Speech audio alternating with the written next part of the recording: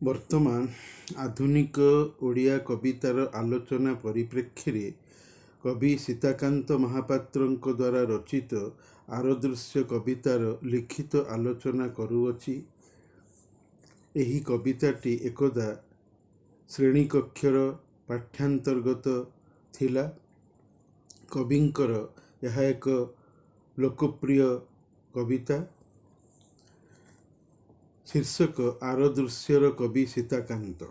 ଦୃଶ୍ୟ ଓ ଅଦୃଶ୍ୟ ହୋଇ ଦୁଇଟି ଜଗତ ଦୁନିଆରେ ମଣିଷର ଜୀବନରେ ଅଛି। ଦେଖା ବା ଆଖିର ଜଗତ ଦୃଶ୍ୟ, ଯାହା ଦିଶେ ଏବଂ ଅନୁଭବର ମନ ଭିତରେ ଭାବ୍ୟ ଭାବନାରେ ଆସେ, ଏବଂ ଆଧ୍ୟାତ୍ମିକ ବା ବିଭୁ ଜଗତଟି ଅଦୃଶ୍ୟ, ମନଃ ଚକ୍ଷୁରେ ମଣିଷ ଭାବିବାର ରୀତିରେ ଦେଖେ, ଯାହାକୁ ତୃତୀୟ ନୟନ କହନ୍ତି। ଶିବଙ୍କର ଯେମିତି ତ୍ରିନେତ୍ର ମଥାରେ ଥାଏ, ଯାହାର କଳ୍ପନା ମଣିଷର ନିଜଠାରେ ରହିଥିବାର ଜାଣି କାଢ଼ିଛି, ମୂର୍ତ୍ତିରେ ଆଙ୍କିଛି। ଆରଦୃଶ୍ୟ ପରଲୋକ ସଂସାରର ଅନ୍ୟ ଦୃଶ୍ୟ। ଭଗବାନ ଈଶ୍ୱର ଆଲ୍ଲାହ ଏହା ନିଜଠାରେ ମଣିଷର ମଲା ପରେ ତାର ଅମର ଆତ୍ମାକୁ ଶରୀରରେ ଦେଇ ପୁନର୍ଜୀବିତ କରାଇ ଏକାକୀ ବଞ୍ଚାଇ ଦେଖାଇବାକୁ ରଖିଛନ୍ତି ବୋଲି ଦିବ୍ୟ ପବିତ୍ର ଆତ୍ମା ରୋଗର ଚିକିତ୍ସକ ମଇଳା ମନକୁ କୋରି ସଫା କରିବାର ଗ୍ରନ୍ଥ କୋରାନରେ କହିଛନ୍ତି। ଇନ୍ନା ନହିନୁ ନୁହିୟଲ ମୌତା। ହିନ୍ଦୀ ଅନୁବାଦ ହେଲା ବେଶକ ହମ ମୁର୍ଦୋं କୋ ଜିଲାଏଙ୍ଗେ। ଓଡ଼ିଆ ଅନୁବାଦ ହେଲା ନିଃସନ୍ଦେହତଃ ଆମ୍ଭେ ମୃତକଙ୍କୁ ଜୀବନ୍ତ କରିବୁ। କାଫେର ବା ଅବିଶ୍ୱାସୀ ମଣିଷ ଏହାକୁ ବିଶ୍ୱାସ କରିବନି। କଲେ ମୁସଲମାନ ବା ଏକ ଆଲ୍ଲାହର ମାନିବାକାରୀ ବନ୍ଦା ବା ଦାସ ବା ଭକ୍ତ ହୋଇଯିବ। ବିଶ୍ୱାସ କରୁନି ବୋଲି ଅବିଶ୍ୱାସୀ ବା କାଫିର ଅଛି, ଯିଏକି ମଲା ପୂର୍ବରୁ ଯଦି କୋରାନ ପଢ଼ି ନିଜର ରୁଗ୍ଣ ଅମାନିଆ ବିମୁଖୀ ବା ମୁନକିର ଆତ୍ମାକୁ ଅନ୍ଧ ଭାବରେ ନ ଦେଖି ବିଶ୍ୱାସ ନ କରି ମରିଯାଏ, ତେବେ ଅବଶ୍ୟ ନିଆଁରେ ଜଳି ପୋଡ଼ି ମଣିଷ ଦ୍ୱାରା ପୋଡ଼ାଯାଇ ଫିନ୍ନାରେ ଜାହାନ୍ନାମା ଖାଲିଦିନା ଫିହା, ଅର୍ଥାତ୍ ଓଡ଼ିଆ ଅର୍ଥ ହେଲା ନିଆଁରେ ବା ନାରରେ ପୋଡ଼ା ହୋଇ ସିଧା ନର୍କକୁ ଯା। ନର୍କ କହିଲେ ନାର ବା ନିଆଁକୁ ବୁଝାଏ। ଆଲ୍ଲାହ କୋରାନରେ ସ୍ପଷ୍ଟ କରି କହିଛନ୍ତି କି ଅବିଶ୍ୱାସୀ କାଫିର ଏବଂ ମୋତେ ଜଣେ ଆଲ୍ଲାହକୁ ଅନ୍ୟ ସହିତ ସମାନ ବା ତୁଳନା ସମକକ୍ଷ କରି ପୂଜୁଥିବା କାଠ, ପଥର, ଧାତୁ, ମାଟିର ନିର୍ମିତ ମୂର୍ତ୍ତିରେ ତଥା ଧର୍ମଗୁରୁ ଧର୍ମପ୍ରଚାରକ ଯଥା ସାଇବାବା, ଜିନ, ବୁଦ୍ଧ ଭଳି ଲୋକଙ୍କୁ ମାବୁଦ ବା ପୂଜାଯୋଗ୍ୟ ମଣି ମନେକରି ପୂଜୁଥିବା ଲୋକଙ୍କୁ ମୁଁ ଆଲ୍ଲାହ କଦାପି କ୍ଷମା ଦେବି ନାହିଁ। ପାଠ ମହମ୍ମଦ। ଏମାନେ ମଲା ପରେ ଅବଶ୍ୟ ଚିର ନର୍କଗାମୀ ହେବେ। ଏହା ମୋର ଆଲ୍ଲାହର ସଂକଳ୍ପ ବା ୱାଦା। ଆଲ୍ଲାହର କଥା ହୋଇକି ରହିବ। ସମୟ ଆସିଲେ ଲୋକେ ବଳେ ଜାଣିଯିବ। ତେଣୁ ମଣିଷ ଧୈର୍ଯ୍ୟ ଧରୁ, ବ୍ୟସ୍ତ ନ ହେଉ। ଆଲ୍ଲାହ ୱାଦା ଖିଲାଫ କରେନା, କରିନଥାଏ। ଜଣେ ଆଲ୍ଲାହ ଭଲ, ଅଲଗା ଅଲଗା ପ୍ରଭୁ ଭଲ ନୁହେଁ। ତେଣୁ ହେ ମଣିଷ, ମୂଢ଼, ଅଜ୍ଞ, ବୋକା ହୋଇଯାଆନା। ବାପ, ଅଜା, ପୂର୍ବପୁରୁଷଙ୍କ କଥା ମାନେନା। ସେମାନେ ନିଜେ ଯେମିତି ଅଜ୍ଞ ଅଛନ୍ତି, ତୋତେ ବି ସେମିତି ଅଜ୍ଞତା ଭିତରେ ରଖି ନର୍କଗାମୀ ମଲା ପରେ କରାଇବାକୁ ଚାହାନ୍ତି।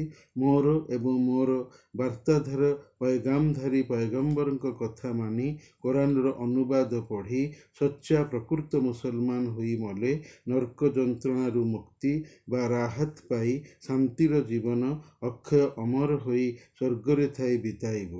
ଆଲ୍ଲାହ କୋରାନର ଲୋକମାନ ପାଠରେ କହିଛନ୍ତି। ହାକିମ ବା ବୈଦ୍ୟ ଲୋକମାନ ଥରେ ତାଙ୍କ ପୁଅକୁ ଡାକି କହିଲେ, ହେ ମୋର ପୁଅ, ଶିର୍କ ବା ସମକକ୍ଷକାରୀ କାମ ବା ଆଲ୍ଲାହଙ୍କୁ ଆଉ କାହା ସହିତ ସମାନ ତୁଳନା କରାଇ ପୂଜିବୁ ନାହିଁ। ଶିର୍କ ବଡ଼ ଅପରାଧ। ହେ ମୋର ପୁଅ, ନମ୍ର ଆଚରଣ କରିବୁ, ଫୁଟାଣି ଦେଖାଇବୁ ନାହିଁ। କାମ ସାମାନ୍ୟ ସୋରିଷ ଦାନା ଭଳି ହୋଇଥିଲେ ମଧ୍ୟ ଆଲ୍ଲାହ ତାକୁ ସବୁ ମୃତ ମଣିଷ ମରି ବଞ୍ଚି ଉଠିକି ଠିଆ ହେବାର ଦିନ କୟାମତରେ ଆଣି ତୋତେ ଦେଖାଇଦେବ। ଆଲ୍ଲାହର ସତ୍ୟ ବଚନ। ଆଲ୍ଲାହ ପୁଣି କହିଛନ୍ତି ସେହି ପାଠରେ କି, ହେ ମଣିଷ, ତୋତେ ଯଦି ତୋର ବାପା ମା ଅଥବା ସେମାନଙ୍କ ମଧ୍ୟରୁ କେହି ଜଣେ ହୁଏତ କହନ୍ତି ଯେ ଆଲ୍ଲାହର ସମକକ୍ଷ ପଣ କୁଫ୍ର ଅବିଶ୍ୱାସୀପଣ କର ବୋଲି କଦାପି ସେମାନଙ୍କ କଥା ମାନିବୁ ନାହିଁ। ହଁ, ଦୁନିଆର ଅନ୍ୟାନ୍ୟ ପ୍ରକୃତ କାମରେ ସେମାନଙ୍କୁ ସାହାଯ୍ୟ କର, ସେମାନଙ୍କ କାମରେ ଆସ, କାରଣ ସେମାନେ ତୋର ଜନ୍ମଦାତା। ତୋତେ ମୋରି ପାଖକୁ ମଲା ପରେ ଆସିବାର ଅଛି। ମୁଁ ସେବେ ବତାଇ ଦେବି ତୋର କୌତୁକ ବା କାମ। ଆଲ୍ଲାହ ଭୁଲେନା, ଭକ୍ତଙ୍କ ଉପରେ ଅତ୍ୟାଚାର କରେନା। ଗ୍ରୀଷ୍ମ ଋତୁର ଫଟା ଟାଙ୍ଗରା ଅନାବାଦୀ ବଞ୍ଜର ଜମି ଯେମିତି ବର୍ଷା ଜଳ ପଡ଼ି ଶ୍ୟାମ ସବୁଜିମା ହୋଇ ଦୁବ ଘାସ କଅଁଳାଏ ପୂରି ଉଠେ, ଠିକ୍ ଏଇମିତି ହେ ମଣିଷ, ମୁଁ ଆଲ୍ଲାହ ମୋର ଗୋଟିଏ ଡାକ କୁନ୍ ଫାୟକୁନ୍ ବା ହୋଇଯା ହୁଅର ଆହ୍ୱାନରେ ତୋତେ ଭୂମିରୁ ମରଣ ପରେ ଉଠାଇବି। କୋରାନ୍ ମୋ ଦ୍ୱାରା ସତ୍ୟ ପ୍ରଣୀତ ଗ୍ରନ୍ଥ। କୋରାନ୍ କଥା ଅସରନ୍ତି, ଯେତେ କହିଲେ ବି ସରିବ ନାହିଁ। ଅବିଶ୍ୱାସୀ ମଣିଷ, ମୁଶ୍ରିକ୍ ସମକକ୍ଷକାରୀ ବ୍ୟକ୍ତି ନିଜ ଧର୍ମର ସତ୍ୟତା ପ୍ରକୃତତା ଖୋଲିଯିବାର ଭୟରେ କି ଏହା ମିଛ ଧର୍ମ, ସନାତନ ଧର୍ମ ନୁହେଁ, ଏଥିପାଇଁ ଘୃଣା ବିଦ୍ୱେଷ ଭାବ ମନରେ ରଖିକି କୋରାନ୍ ନ ପଢ଼ିବା, ତାଠାରୁ ଦୂରେଇ ରହିବା, ତାର ନିଜର ବ୍ୟକ୍ତିଗତ ଜୀବନର ଦୁର୍ଗତି କ୍ଷତିକୁ ପରୋକ୍ଷରେ ଡାକୁଛି ବୋଲି ଖୋଦା ଆପଣାଜାତ କହିଛନ୍ତି। ହେ ମଣିଷ, ଦ୍ୱିତୀୟ ଉପାସ୍ୟ ପୂଜେନା, ନହେଲେ ଧକ୍କା ଖାଇ ଚୁଟି ଘୋଷଡ଼ା ଯାଇ ପାଦରେ ଓଲଟା ଟେକା ଯାଇ ନିର୍ଦ୍ଦୟ ବ୍ୟବହାର ସହିତ ନର୍କରେ ଜହନ୍ନମରେ ପଡ଼ିବୁ। ସତର୍କ କରିଦେଲି, ତେଣିକି ତୋର ଇଚ୍ଛା।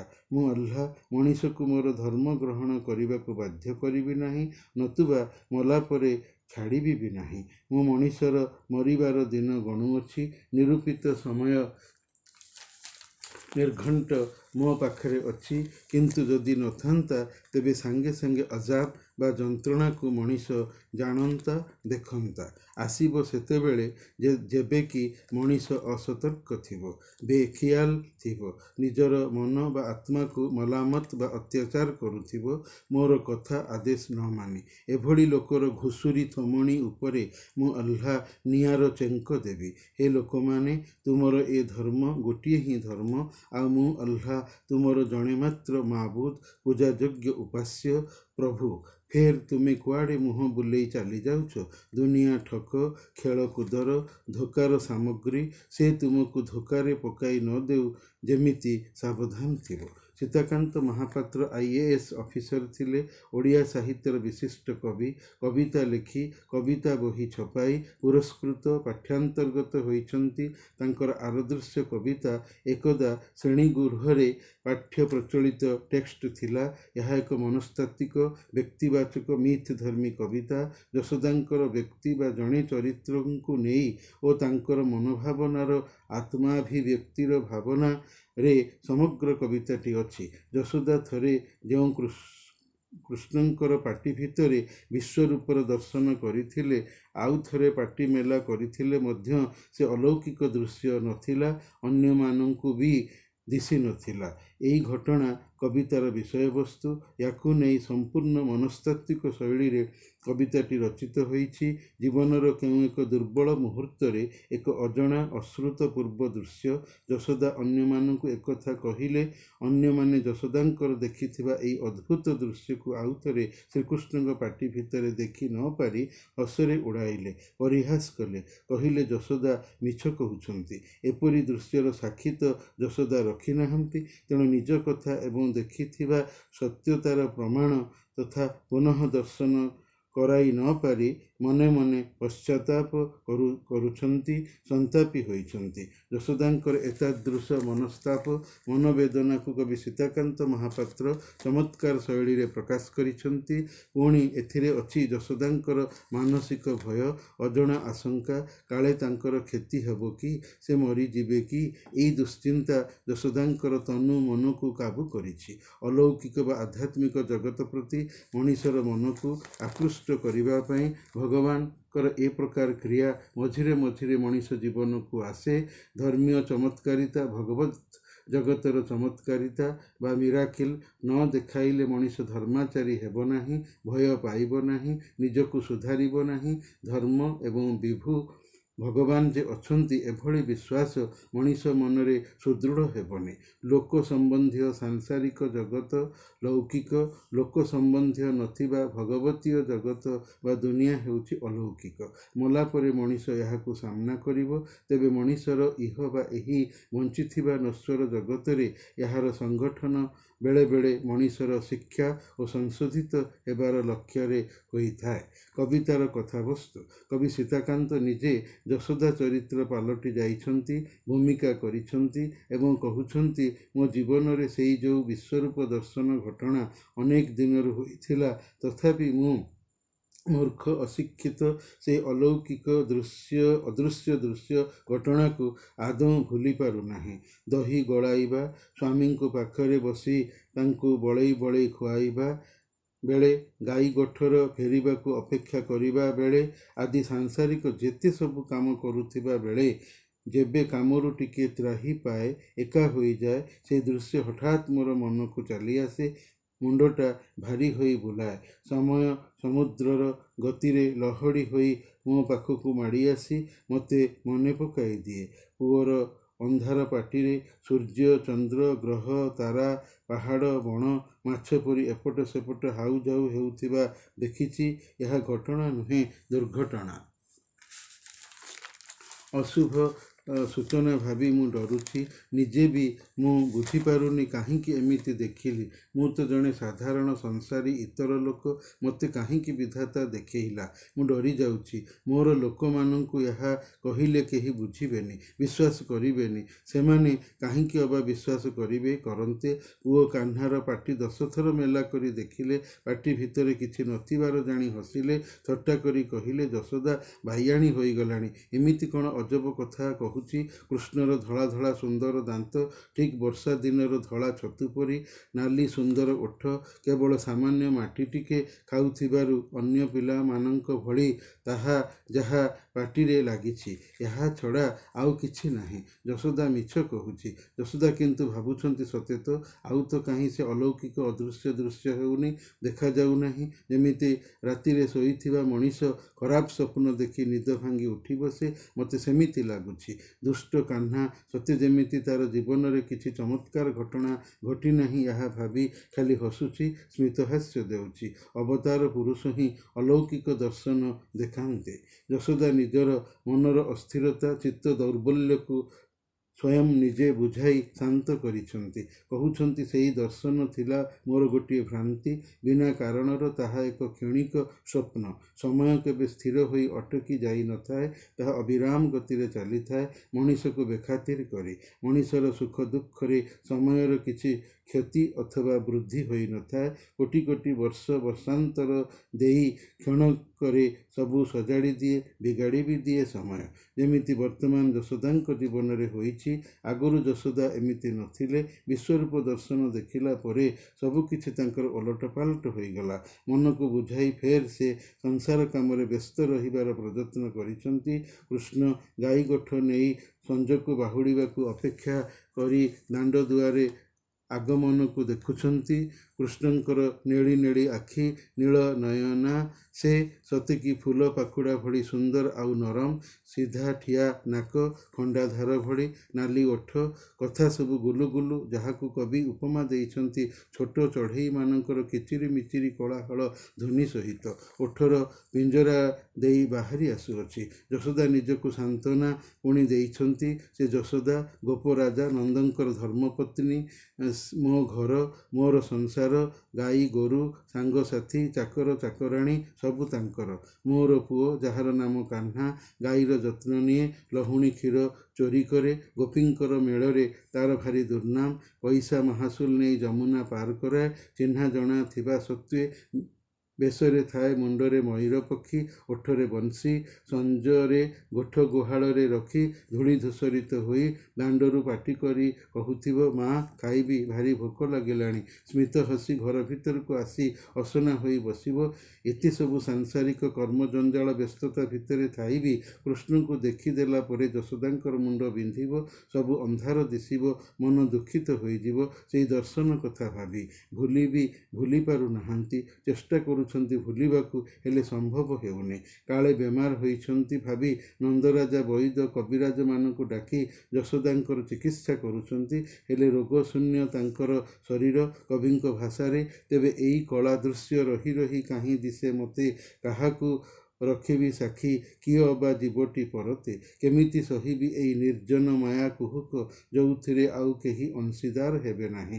ଦେଖେଇ ପାରିବି ନାହିଁ, ବୁଝେଇ ପାରିବି ନାହିଁ, କ'ଣ ମୁଁ ଦେଖିଛି ଦୃଶ୍ୟ, ନ ଦେଖେଇ ନ ବୁଝେଇ ପାରିବାର କି ଅଦ୍ଭୁତ ସେ ବେଦନା, କେତେ ଭାରି ସେ ଅଜଣା ଶୋକ, କିଏ ସେ ଭଲା ବୁଝିବ।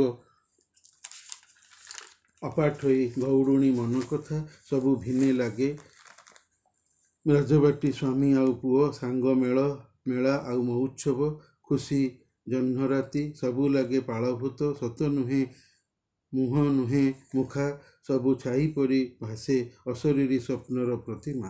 ମୁଁ କିଏ ସେ, ଏସବୁ କିଏ, କ'ଣ, କେଉଁ ଖେଳ, କି ସମ୍ପର୍କ ମୋ ସାଙ୍ଗରେ, ଏସବୁର ବୁଝେ ନାହିଁ ଜମା। ବିଶ୍ୱରୂପ ଦର୍ଶନ ଦେଖି ସାରିଲା ପରେ ଯଶୋଦା ସବୁବେଳେ ଅନ୍ୟମନସ୍କ ବା ଅପସେଟ୍ ରହି ଦୁନିଆ ଜୀବନକୁ ତୁଚ୍ଛ ବେକାର ମନେ କରିଛନ୍ତି।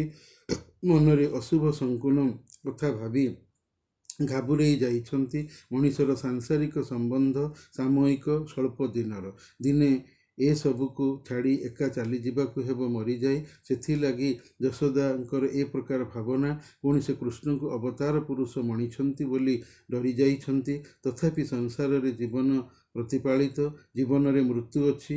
ଥାଉ, ମୋହମାୟାରେ ଜୀବନର ସମୃଦ୍ଧି ଥାଏ, ଅଗତ୍ୟା ତାକୁ ଛାଡ଼ି ହେବ ନାହିଁ। ସବୁରି ଧ୍ୱଂସ ଭିତରେ ବି ଜୀବନ ବଞ୍ଚେ, କାରଣ ଏମିତି ହିଁ ରୀତିରେ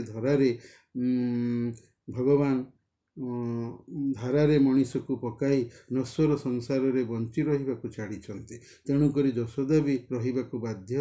ଆର ଦୃଶ୍ୟ ଦେଖି ସାରିବା ପରେ ଯଶୋଦା ଭାବି ନେଇଛନ୍ତି, ସେହି ଦୃଶ୍ୟର ସ୍ଥିତିରେ ମଣିଷ ଚିରଦିନ ରହିବ।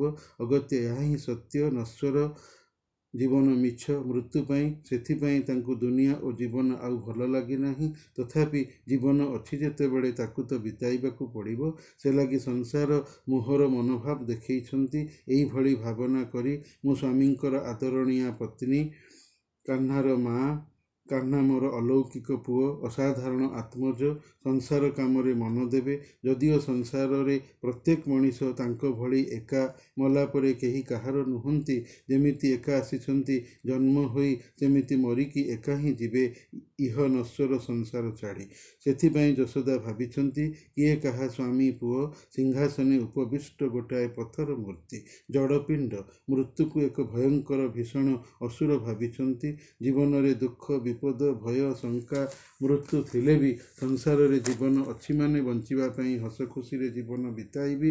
ସବୁ ଦିନିଆର ନିତ୍ୟକର୍ମ ମୋର ଯାହା କରିବାର କରିବି। ସ୍ୱାମୀ ସେବା, ପୁତ୍ର ଅପେକ୍ଷା କରି ଦିନ ମୋର ଶୀଘ୍ର ଶୀଘ୍ର ପାଣି ଭଳିଆ ବୋହି ବିତିଯିବ। ପୁଣି କିଛି ବର୍ଷ ପରେ କ୍ରମଶଃ ଧିମେଇ ଯିବ।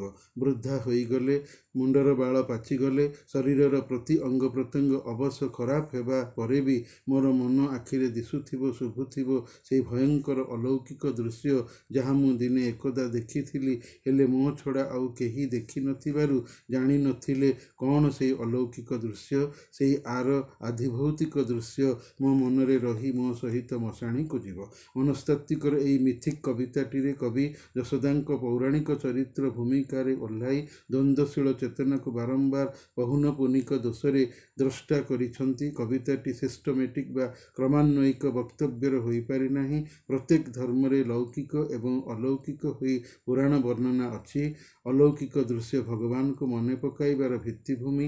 ମଣିଷ ବିଭୁଙ୍କୁ ଭୁଲି ଯାଉଛି। ଚମତ୍କାରିତା ବା ମିରାକେଲ୍ ଦେଖିକି ଶିକ୍ଷା, ଶଙ୍କା ସର୍ଜିବା ନିମିତ୍ତ ଭକ୍ତଙ୍କୁ ତାଙ୍କ ଦିଗକୁ ଆକର୍ଷିତ କରିବା ପାଇଁ ଈଶ୍ୱର ଆହ୍ଲା ଏଇଭଳି ବେଳେବେଳେ ଆର ଦୃଶ୍ୟ ସବୁ ଦେଖାନ୍ତି। ମଲା ପରେ ବି ଦେଖାଇବେ। କବର ଭିତରେ, ସ୍ୱର୍ଗ ଏବଂ ନର୍କରେ ଯେଭଳି ଯଶୋଦା ନମୁନା ଉଦାହରଣ ସ୍ୱରୂପ କୃଷ୍ଣଙ୍କ ମାଟିଖିଆ ପାଟିରେ ଦେଖିଥିଲେ ମଣିଷ ଯଦି ଧର୍ମକୁ ନିଷ୍ଠାପର ହୋଇ ବିଶ୍ୱାସ କରୁଛି ତେବେ ଆରଦୃଶ୍ୟର ଅଲୌକିକତା ଚମତ୍କାରିତାକୁ ବିଶ୍ୱାସ କରିବାକୁ ହେବ। ଏହା ବି ଈଶ୍ୱରଙ୍କର ଏକ ଅପର କର୍ତ୍ତବ୍ୟ ବୋଲି ମାନିବାକୁ ହେବ। ନହେଲେ ଭକ୍ତ ନାମିକ ଧାର୍ମିକ ହେବ ହେଲେ କର୍ମିକ ଧାର୍ମିକ ପ୍ରକୃତରେ ହୋଇପାରିବ ନାହିଁ। ସୀତାକାନ୍ତ ମହାପାତ୍ରଙ୍କର ଆରଦୃଶ୍ୟ କବିତା ଏହି ଶିକ୍ଷା ପାଠକଙ୍କୁ ଦେଉଅଛି।